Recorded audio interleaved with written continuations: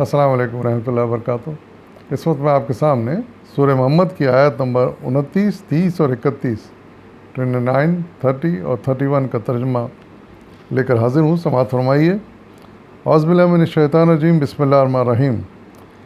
کیا وہ لوگ جن کے دلوں میں بیماری ہے یہ سمجھے بیٹھے ہیں کہ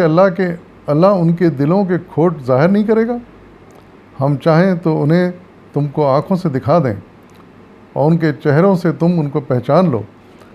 مگر ان کے انداز کلام سے تو تم ان کو جان ہی لو گے۔ اللہ تم سب کے اعمال سے خوب واقف ہے۔ ہم ضرور تم لوگوں کو آزمائش میں ڈالیں گے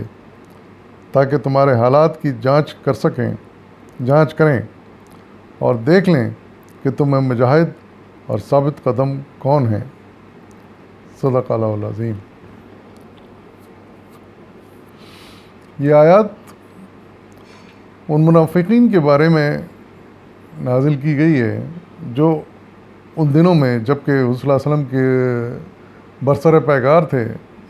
کفار مشرکین سے ساتھ تو دے رہے تھے حضور صلی اللہ علیہ وسلم کا، لیکن اندر سے وہ دل سے وہ یہ ان کے حامی نہیں تھے،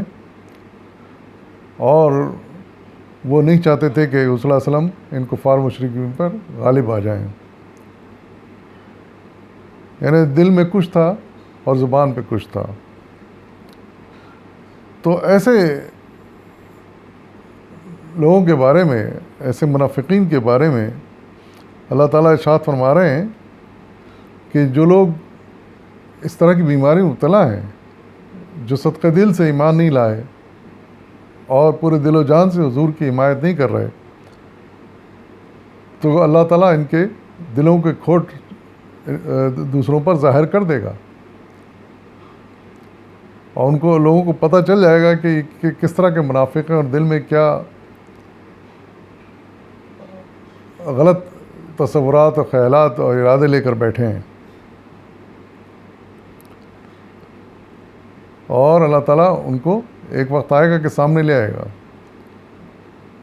اور صلی اللہ علیہ وسلم کو ارشاد فرما رہے ہیں کہ تم ان کے چہروں سے تم ان کو پہچان لو گے، اور پھر ارشاد فرمایا کہ انداز کلام سے تو تم ان کو جان ہی لو گے۔ یعنی چہرے دکھانے کی ضرورت پیش نہیں آئے گی، تم ان کے خود رویے سے، ان کی باتوں سے، لچھے دار باتیں جو کرتے ہیں، غلط مشورے وہ دیتے ہیں، اگر تم ان پہ ذرا غور کرو تو ان کی باتوں سے پہچان سکتے ہو کہ کون منافق ہے اور کون دل سے تمہارا مددگار ہے۔ تو یہ صورتحال اس وقت تھی۔ منافق اپنا کام کر رہے تھے اور مخلص لوگ اپنا کام کر رہے تھے، لیکن منافقوں نے رویہ ایسا اختیار کیا ہوا تھا کہ جس سے اندازہ کرنا واقعی مشکل تھا کہ یہ ان کے دلوں میں کیا ہے، لیکن اللہ تعالیٰ ارشاد فرما رہا ہے کہ ان کے دلوں کے کھوٹ ہم ظاہر کر دیں گے۔ تو یہ صورتحال ہر اس وقت کے لیے ہے، یہ باتیں، یہ آیات اور یہ نصیحتیں جب بھی مسلمان کفار و مشرکین سے برسر پیکار ہوں گے، اس طرح کے لوگ ضرور ان کے درمیان میں موجود ہوں گے۔ یہ ان کو مسلمانوں کو ہوشیار کرنے کے لیے یہ آیتیں ہیں کہ ہوشیار ہو جاؤ، تم ایسے لوگ ہیں جو دلوں میں کھوٹ لیے بیٹھے ہیں، دل سے، سچے دل سے تمہارے ہمدرد نہیں ہیں، تمہیں فائدہ نہیں بلکہ نقصان پہنچانا چاہتے ہیں، اور چاہتے ہیں کہ دشمنوں سے تم کو نقصان پہنچ جائے۔ تو ایسے لوگوں سے مسلمانوں کو، مخلص مسلمانوں کو ہوشیار رہنا چاہیے اور سنبھل کر چلنا چاہیے۔ اب ظاہر ہے کہ وہ چونکہ مسلمانوں کی سائڈ پہ ہیں، گھل مل کے ان سے باتیں کرتے ہیں، ان کے ساتھ ساتھ چلتے ہیں، لیکن ان کے دلوں کا یہ حال ہے۔ تو مسلمان عام طور سے اس میں غلط فہمی میں آ جاتے ہیں، یا انہیں پتہ نہیں چلتا کہ کون منافق ہے کون مخلص ہے۔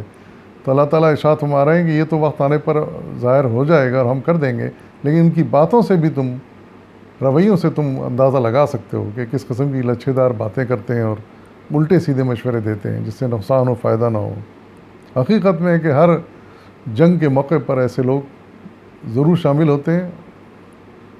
اور ان سے مسلمانوں کو، سچے مسلمانوں کو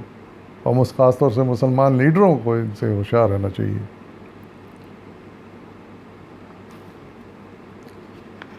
اور اللہ تعالیٰ ارشاد فرما رہے ہیں بعد میں کہ اللہ تعالیٰ سب کے حال سے واقف ہے،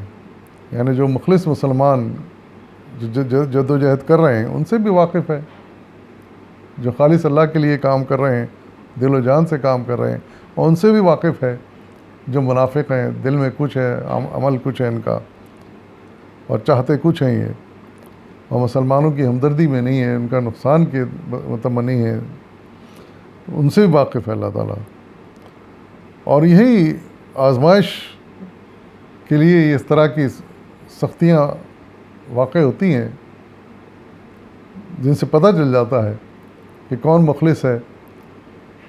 اور کون دغا باز اور دھوکے باز ہے۔ اسی جانچ کے لیے اللہ تعالیٰ ایسے حالات مسلمانوں پہ ڈالتے ہیں، اور انہی حالات میں پتہ چل جاتا ہے کہ کون مخلص ہے اور کون غیر مخلص ہے، کون ثابت قدم ہے، کون مجاہد ہے، جان لڑانے والا ہے، مشکلات میں جم کے مقابلہ کرنے والا ہے، اور کون پیٹھ دکھانے والا ہے۔ یہ ساری باتیں ایسی آزمائش کے موقع پر سامنے آ جاتے ہیں، اور ہوا ہے ہر جنگ میں۔ حضور صلی اللہ علیہ وسلم کے ساتھ بھی جو منافق تھے وہ آخر پیچھے رہ گئے، وہ آگے بڑھ کے انہوں نے جنگ میں پوری طرح حصہ نہیں لیا۔ اور ہر جنگ میں مسلمانوں کو تاریخ گواہ ہے کہ جب بھی جنگیں پیش آئیں مسلمانوں کی کفار مشرکین کے ساتھ، مخالفین کے ساتھ، تو یہی ہوا ہے کہ کچھ منافقین پیچھے رہ گئے، انہوں نے پوری طرح کھل کے ساتھ نہیں دیا جیسے دینا چاہیے تھا۔ تو یہ آیت اس لحاظ سے بڑی اہم ہے کہ اس وقت بھی حضور صلی اللہ علیہ وسلم کو خاص طور سے، مسلمانوں کو عام طور سے ایسے منافقین کی طرف سے ہوشیار کیا گیا۔ اور یہ آیات ہمیشہ کے لیے ہیں، جب بھی مسلمان کفار مشرکین سے برسر پیگار ہوں، دشمنوں سے مقابلے پہ آئیں، تو اس بات کا خیال رکھیں کہ ان میں منافقین ہو سکتے ہیں جو ان کا فائدہ نہیں بلکہ نقصان چاہتے ہیں۔ ایسے منافقین سے سنبھل کے چلنا چاہیے، اور ان سے ہوشیار رہنا چاہیے، اور ان کے مشوروں کو خاص طور سے اچھی طرح جانچ پڑتال کر کے دیکھ لینا چاہیے، کیونکہ ہو سکتا ہے ان کا مشورہ ان کو نقصان کی طرف لے جائے بجائے فائدے کے۔ وآخر دعوانا الحمد للہ رب العالمین۔